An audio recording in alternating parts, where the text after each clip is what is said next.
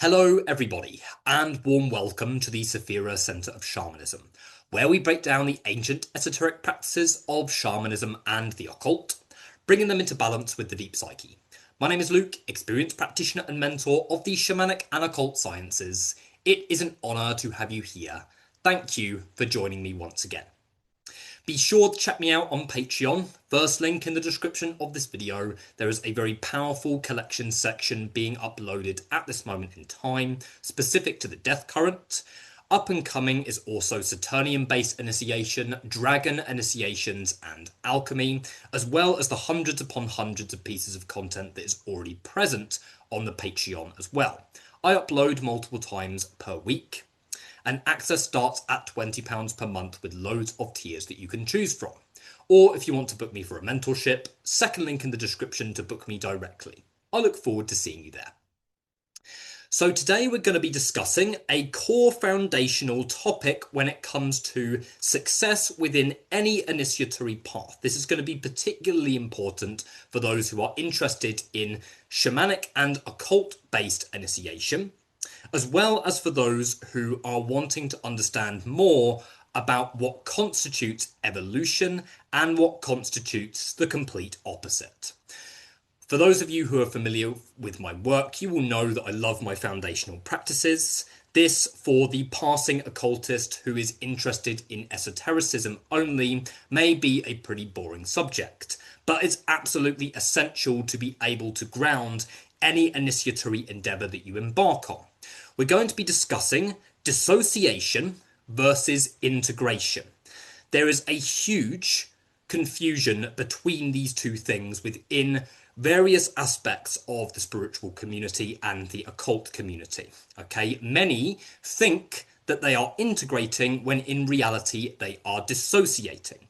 Okay, dissociating refers to the process of separating yourself, normally unconsciously, without realizing you're doing it.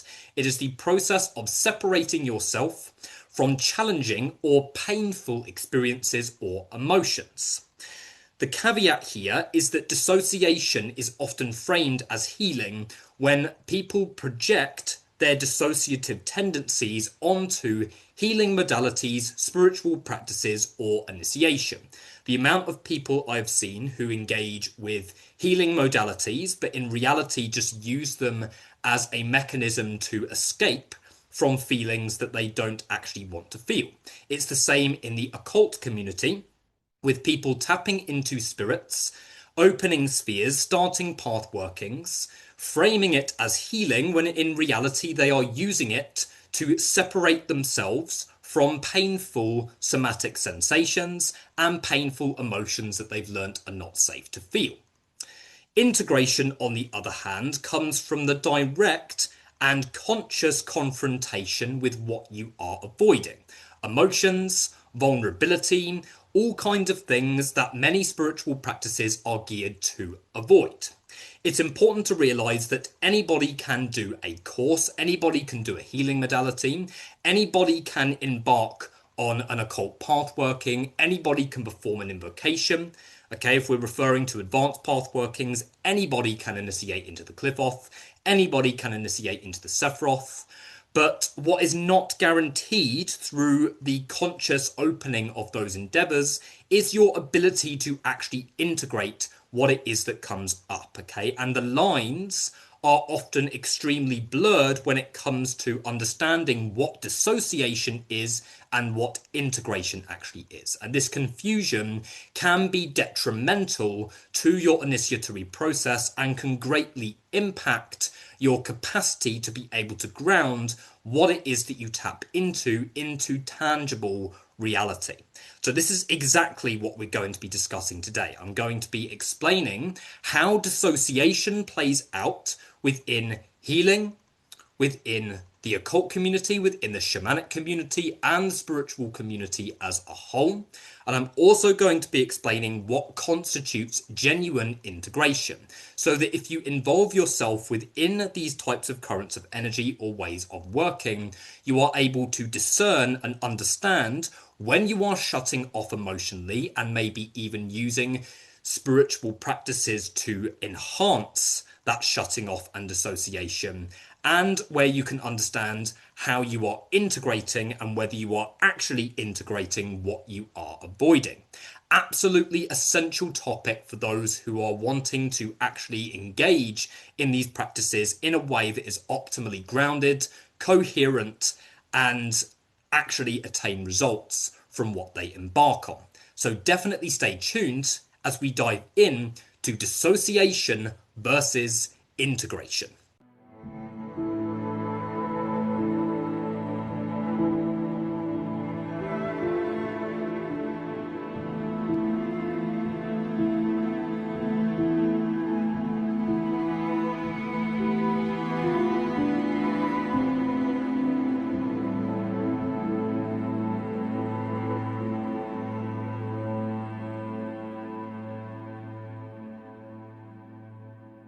Okay, so when it comes to dissociation and understanding how it plays out, first and foremost, we have to acknowledge that we all have dissociative mechanisms. We all have protective mechanisms that flare up when a familiar trigger is initiated through the external world. Okay, it's particularly prominent if you have close relationships. Okay, family dynamics, close friends that have known you for a while, okay, and particularly relationship dynamics, okay? Relationship dynamics are extremely helpful for understanding how you shut off emotionally, okay? Because everybody has the tendency to shut off emotionally, and what's very interesting to understand is what you use to dissociate yourself, okay, and understanding when it is happening so that you can develop more understanding and awareness of that state of consciousness. Okay, so relationship dynamics are very, very helpful for showing you when you are shutting off emotionally, okay, because they are the closest to home when it comes to trauma, okay? The majority of trauma, well, all trauma, should I say, has roots within relational trauma because it's associated with how you relate to other people, how you've learnt to relate to the world around you, rooted in the behaviour of parents or guardians, how safe you felt as a child, how nurtured your emotions were, and things like that. So relationship dynamics are an amazing opportunity because of how close they are to the original trauma, okay? All relationships are going to trigger repressed trauma if you have a genuine close relationship dynamic, okay? The majority of relationships, particularly those built on a foundation of evolution and self-development, they are going to bring repressed energies to the surface. And there are going to be similar triggers to what happened in your core trauma as a child. The difference is that a relationship provides the opportunity to hold the child and understand your dissociative qualities more so that you can bring more awareness to this, okay? But obviously dissociation doesn't just happen in relationship dynamics. Relationship dynamics are, in my view, the best way to identify your dissociative tendencies. But it plays out with literally everything, okay? Every coping mechanism has the potential to dissociate you, okay? And everything has the potential to develop into a coping strategy, okay? Which is then going to be used as a reason to further dissociate yourself. So what constitutes dissociation and shutting down emotionally is when something is being used to cause a divide in the system or cause a reintegration, okay? And when something is causing a reintegration, then it's helping you evolve and integrate, because the very purpose of it is to, in a way, reunite opposing forces within the psyche, and doing so establishes new neural pathways between certain aspects of the brain that do not normally connect. This is the role of occult-based self-development, opening up doorways within the psyche, going through a transmutation in order to then, in a sense, mend the psyche from a metaphysical and psychological perspective. And that then has an impact on your overall perception of reality itself. But anything can be used to actually cause a further divide within the system. And the divide is always going to feel more comfortable. Most spiritual practices are glorified dissociation tools. They frame dissociation as healing. This is why many aspects of the spiritual community, and particularly the lightworker community, are basically failing their audience because they are reinforcing patterns of dissociation and shutting down emotionally, causing more of a divide within the psyche and actually feeding further fragmentation.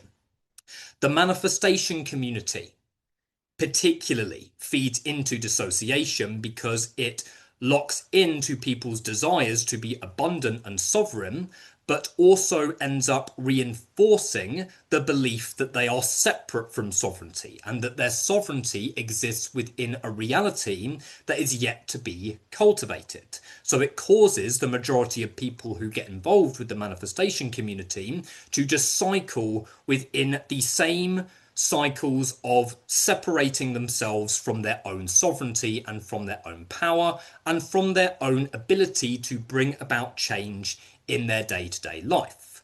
So the manifestation community is only one example. The other example of how it plays out is in healing modalities. Okay, you see it all the time in the lightworker community. Modalities like Reiki, Rahani, all of the kind of new age love and light modalities have a tendency to develop into dissociative territory. Not to say that they are not helpful in some cases. Okay, these types of modalities are very helpful. For example, if somebody has, in my view, say experienced a bereavement or something like that, then these healing modalities can be used to calm the nervous system. But the caveat here is that this is not the core reason as to why most people utilize these things. Most people have absolutely no understanding of what constitutes actual healing. And actual healing comes from the integration of parts that you have learnt are not safe to feel and embody. So when most people go for healing modalities like Reiki, they're basically saying there's emotions that are coming to the surface that I don't know how to deal with. So I need something to help to neutralize those emotions and separate them from me. And then I go for a Reiki session. I mong out for an hour and completely fall into transcendental dissociation, frame it as healing, and then I leave the session, skip along the street in dream, dipsy and la la land, and then think that I've healed the core of my trauma. In order to heal your trauma, you have to go there and understand what emotional needs were not met. And this cannot happen if your primary goal is to feel better. Okay, your primary goal cannot be to feel better within yourself. Okay, and this is going to rub a lot of people up the wrong way. Therapists, those who are trained to help people cope. Okay, not to say that therapy is not helpful, it is. Okay, in some cases I would advise people to go for therapy, okay, particularly over metaphysical practices that have the potential to exacerbate certain things.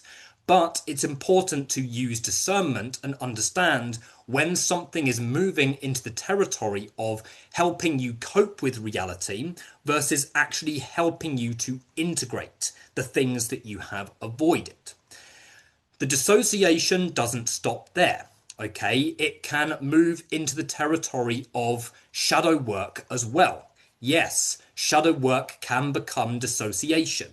Okay, most people approach shadow work as a set of strategies that they do when they have time. Okay, self-inquiry, different things like this. Exercises that can be very helpful, but the problem is that they're using it as dissociation because they are creating a separation between their shadow and their day-to-day life, when in reality, the core shadow work is going to take place in day-to-day life, and it's something that you have to live. So shadow work can very easily become a dissociation tool because for many individuals there is a perceived separation between shadow work and day-to-day life. In other words, I will fit in my shadow work when I have time to do so, and I'm not going to actually live it in day-to-day life. In order for shadow work to be effective, it has to be lived. It has to be your lifestyle. You have to commit to living life, acknowledging that everything around you is an archetype for what is inside of you, and use it as a tool to integrate the things that are ready to be processed and integrated. The dissociation doesn't stop there. We also move into the territory of esoteric-based studies. There is no greater escape than the esoteric because it's cool, it's interesting. On the surface, it is unlocking the mechanics of the universe, understanding the iceberg that is beneath the surface of reality, understanding what's actually orchestrating reality. But it can very easily move into dissociation territory as well when there is no understanding of as within, as without. Okay, you cannot effectively explore the mechanics of the universe and how reality is structured without understanding it within your microcosm first. In other words, you have to be willing to evoke what is inside of you and face it, and doing so will help you develop a deeper understanding of the reality around you as well. So the esoteric can also be the biggest, or one of the biggest, dissociation tools because it's cool and it's interesting, but it can very easily distract people from what the real purpose of this work is in the first place. Okay, and this links in to shamanic and occult-based dissociation. Okay, occult-based dissociation is tapping into spirit intelligences, understanding how powerful and tangible it is, but then getting lost in it, okay? Getting lost in the sensations and the visions that you're getting without understanding the place that it actually has in your reality itself, okay? I have worked with many people who get into the occult sciences and do not understand what constitutes real healing. And they think that because they're invoking spirits and having all of these crazy visions, that they are actually healing their deepest and most repressed trauma. Not saying that it's not helping, but often those fireworks are used as a mechanism to escape the body sensations. So then develops the belief system that the more path workings I do, the more spirits I work with, okay, just because I've initiated into all of the Qliphothic spheres means that I've integrated all of my trauma. No, absolutely not. That is not how it works in any way whatsoever. Okay, the occult work opens the door, but it's your job to discern and understand where the current of energy you are tapping into actually fits into your day-to-day life. Okay, why do you think so many occultists have completely lost their minds and fallen into exile? Not all of them, but so many occultists have fallen into exile. Madame Blavatsky, John Dee and Edward Kelly, okay, Aleister Crowley. It is easy to get lost in these things without actually understanding where something fits into your life. Okay, if we see these things as energies which are really things that are there to help us understand ourselves better, then getting lost in the visions and the fireworks is completely misunderstanding what the work is actually about. Okay, and so much of the occult actually views the spirit as entirely separate from the self, and then therefore interacting with spirits in that way, even doing a hymn under a spirit and things like that, regular devotion, it's amazing, it's respect for the spirits, but again it can fall into the territory of dissociation. Okay, understanding why you feel the call to invoke a certain spirit, understanding why you feel the call to start a new path working, okay, because it's a very fragile process, you know, when you're opening doorways to yourself in this way. It is an extremely fragile process that requires a lot of discernment. Okay, and what I've certainly found with my process, and what I've also found with others who I've worked with who I believe to genuinely be doing the work, is that their practice has to somewhat refine as they get further into it. In other words, it's pointless adopting new paradigms and adopting new ways of working when you're already in the midst of a massive initiatory process, okay? I've seen people go into the Qliphoth, for example, get halfway up the tree, and then all of a sudden start working with Enochian magic, okay? Blending energies which actually do conflict in some way. Okay, adopting a paradigm of immense structure through Enochian magic whilst going through the dissolution of the Qliphoth. Not to say that that's wrong, but where does it end? Okay, where does each paradigm actually fit into your evolutionary process? Okay, and what is it actually helping you to do? Okay, so it's like it's very important to refine your intention. Okay, as soon as you move from the space of being somebody who dabbles with certain things and actually starts taking the path seriously, you have to refine your intention and keep your practices relevant to what it is that you're actually doing. Okay, otherwise, these technologies are booby trapped. Okay, they are used very easily to escape from the world that you are in. Okay, so the signs of dissociation within spiritual practice is when it lifts off the ground of tangible reality and it moves into the territory of, whoa, this spirit feels so amazing. Whoa, I've just manifested this encounter with this spirit. Oh, whoa, I'm feeling so many beautiful sensations in my body. Okay, how is that different from psychedelic dissociation? How is that different from taking a drug to dissociate in that respect? So those who get stuck in the outer layer of like, okay, I need to do this so that I can feel this sensation. I need to do this so that I can feel this.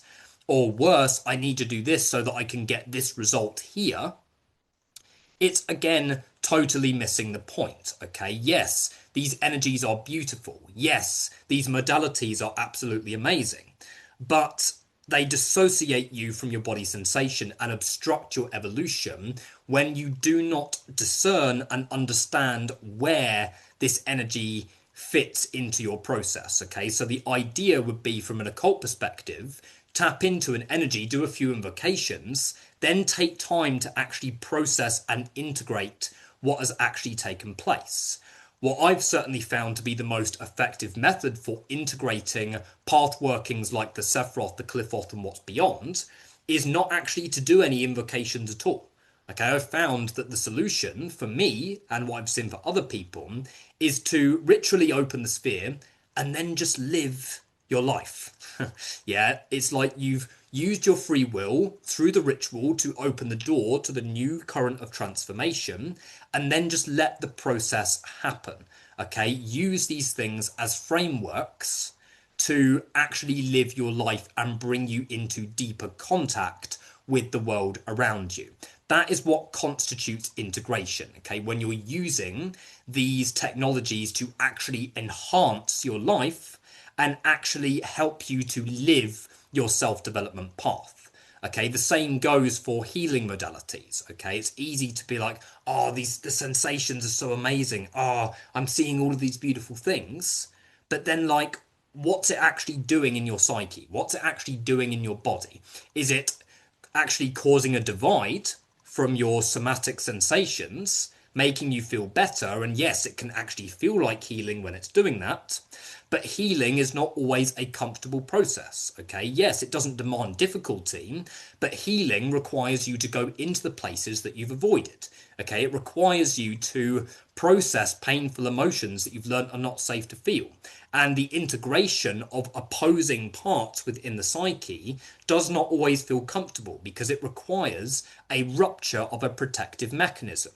So what I'm saying is that yes, healing can take place through pleasure. Of course it can. Okay, pleasure is a core healer. But when you are just favoring a healing path which is just easy and there's literally no unpleasant emotions coming to the surface whatsoever, there is always more to the story and you are probably missing something. I used to train people in shamanism, okay? I do still on a one-to-one basis, and I'm very, very selective about who I work with that closely. And the same with the Kabbalah, very, very very, very careful about who I work with. But I used to train people more frequently one-to-one through medicine wheel training.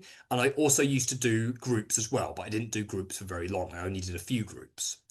And what I used to find is that it would pull in people who want a title. Okay, it would pull in people who want to enhance their dissociation. Okay, in other words, I want to be able to be a shaman so that I can do all of these cool things. And then I realized very quickly, particularly when I started going deeper into my process, I realized very quickly I'm not actually helping people by doing this. Yeah, what I'm doing is that I'm actually helping people to dissociate themselves through ego awards. Okay, and most New Age shamanism is like that. Okay, it's full of people that are stuck in dissociative coping mechanisms and then using their practice to enhance those coping mechanisms. And many mentors do validate that. Okay, they validate the coping mechanisms, they validate that state of consciousness, and it ends up pushing somebody further into that place of shutting down. So therefore people go into these processes, open up different portions of their unconscious mind, but they're not actually being taught how to actually process what it is that's coming to the surface. What they're being taught is how to cope with what's coming to the surface. Okay, and most people who embark on shamanic training just want to do all of this cool stuff and be the shaman, and they have no interest in healing or individuation. So I have also facilitated dissociation for people in other ways as well, without realizing I'm doing it. This is the thing. It's so easy to confuse dissociation for healing, because if you're making somebody feel better on the surface through what you're doing, then yes, it can move into the territory of healing. But most of the time, it's causing more of a divide. Okay, I, believe it or not, very different from what I do now. I used to do various healing modalities. Okay, I used to do shamanic healing. I used to do Reiki. I used to do Rouhani. I used to do all kinds of light worker related stuff. Okay, it had its place within my process, but it had to evolve. I don't work with that sort of stuff anymore, but it had a place in my process. I used to see clients, and realistically, I used to think that my clients were interested in doing the work. They weren't at all. Okay, because I was carrying this notion of thinking that healing is making people feel better. Okay, and this is most people who get into healing work. Okay, healing is a process, not an intervention. Okay, treatment refers to intervention. Healing is an ongoing process that requires a person to embody optimal autonomy and actually take responsibility for their stuff themselves. Okay, whereas what I was doing is taking people on, doing these amazing healing sessions, yeah, and then they would feel amazed after. They'd be absolutely amazed. I genuinely used to measure the success of what I do off of how much fireworks somebody gets from the healing session. Okay, they would be amazed, walk away amazed. I'd get good reviews and things like that. But then after, next session come in, completely reset. Okay, everything is completely reset. The same stuff has come up again, and there is no resolution. Okay, so every time you try and neutralize something that you don't want to feel and try and approach it with an intervention, it is always going to get the better of you from your unconscious mind if you do not look at it. Okay, this is why the New Age light worker approach just does not work at all in any way whatsoever. It is not an effective model, because it causes people to think that healing is just positivity and light and not feeling unpleasant emotions. When in reality, when you really start to go deep into yourself, the dark gets darker. Okay, the dark gets darker, you feel more emotions, you feel things more, you do not feel things less, you feel things more and more as you go deeper into your process, but you also feel more of the pleasant feelings. Okay, you also feel more of the lighter emotions, you also feel more of the things that you think that you actually want to feel. Okay, so you can see that there is a complete inversion when it comes to people's view of what healing and integration actually is. People think healing is feeling better. It is not about feeling better. It is about sensitizing your system and actually being able to feel things that you were not previously able to feel. Okay, and it's about shattering the dualistic binaries that bind people's belief systems around what emotions actually are. We're taught to believe that this emotion is good and this emotion is bad. Okay, the illusion that emotions are singular concepts when they're not. Okay, they are a spectrum. One emotion is going to lead to another. Okay, one state of consciousness is going to lead to another. And the deeper you go into your process, the more your emotions are going to fluctuate. Yes, the deeper you go into your process, the more your emotions are going to fluctuate. You're going to feel amazing euphoria that you've never felt before because you didn't previously feel good enough or worthy enough to actually feel it. But then it's going to go into the other polarity. Okay, it's going to go into immense darkness, remembering things from your past that you were not able to remember. Okay, understanding trauma on a deeper level. And that is what integration is. Okay, integration brings you into deeper contact with your emotions, brings you into deeper contact with your feelings. Okay, it does not cause a separation. Okay, when something feeds into separation consciousness, it will make you feel better straight away. Okay, because it's pushed the emotion away and it will make you feel better. And of course, people are going to think that they are genuinely healing. And then they wonder why it comes up again, why the wound comes up again, stronger in another form, why they continue to attract the same types of partners, why they continue to attract the same chaos when it comes to things like financial abundance and worldly things. Okay, it just becomes perpetuation because the approach that many of us are wired with and it's fed into by most spiritual practices, the approach that we are wired with is that healing means feeling better. And if you are not feeling positive and light, then you are not healing. You need to invert that belief system. Okay, you need to invert it and dissolve the boundaries and the protective parts that are holding that belief system together, because that is not what healing truly is. If you want to integrate, you have to be willing to feel everything. Feel everything, sensitize your system, and engage in practices in a way whereby you exercise discernment, because you will run into teachers and people and things like that that are there to help you dissociate. You will. Okay, it's a test. It's a test to help you see past what is illusionary and what is genuinely grounded in structure and coherence and optimal discipline. Okay, transformation is not fireworks. Okay, transformation comes through genuine structure. It comes through resistance. It comes through facing the things that you've been taught to avoid.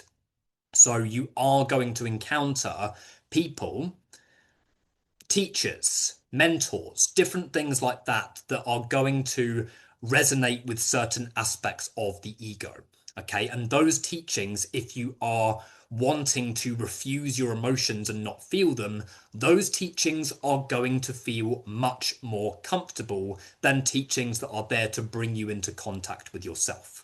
Okay, teachings that are there to bring you into contact with yourself are going to have a rupturous effect on your psyche and are going to contribute to actually bringing aspects of yourself to the surface that are not going to feel comfortable to feel. Okay, so what's it going to be? Are you going to be like most people who engage in spirituality related practices, occult initiation, I want to be a shaman? Are you going to use these practices to cause a further divide in your system and therefore fall deeper into re-traumatization? Or are you going to take responsibility for your stuff and actually hold the aspects of yourself that you've been wired to avoid, and use spirituality as a mechanism to bring you into deeper contact with every aspect of yourself in whatever polarity? What's it going to be? I will leave you with that. Absolutely essential to understand, but that's everything that I need to say. Be sure to hit like and subscribe if this video was helpful to you. Don't forget to check out my Patreon, and I will see you in the next video. Thank you.